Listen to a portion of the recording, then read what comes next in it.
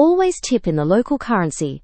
Tipping in US dollars abroad is rude. Everyone knows that.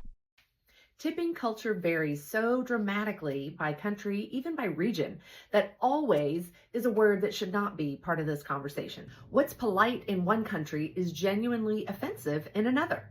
And the currency question is really only one small part of it. Country by country reality. In the US, it's expected to tip 18 to 20%. In most of Europe, a small rounding up or a small tip is appreciated but not expected. In Japan, tipping is considered rude. You could actually offend someone if you tip them. In some countries, cash tips are preferred because then they're not pooled to be spread amongst everyone or taxed by the government. So there is no universal rule.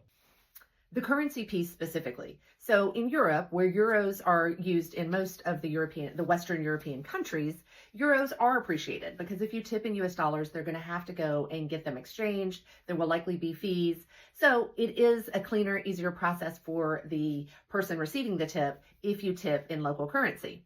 However, when I was in Egypt, where the US dollar was stronger than the Egyptian dollar, everybody was very happy to receive a US dollar as a tip.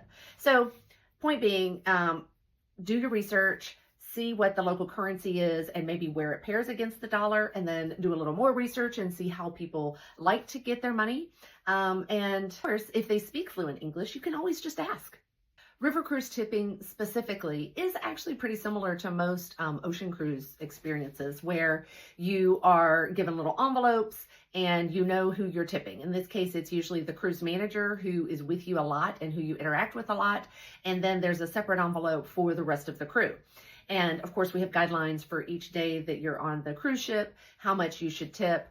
It is on the European sailings expected that you tip in euros. That is much appreciated. And so I make sure that my clients know before they depart for their cruise what the expectation is so that they can make sure they have all the euros that they need to handle the tipping process and there are no surprises at the end of the cruise. The verdict: research tipping customs for every country you're going to visit before you go. It takes 5 minutes and it shows respect. The currency is secondary. Awareness is everything. Make sure you come back for our next installment as we talk about the booking myth that costs travelers more than they realize.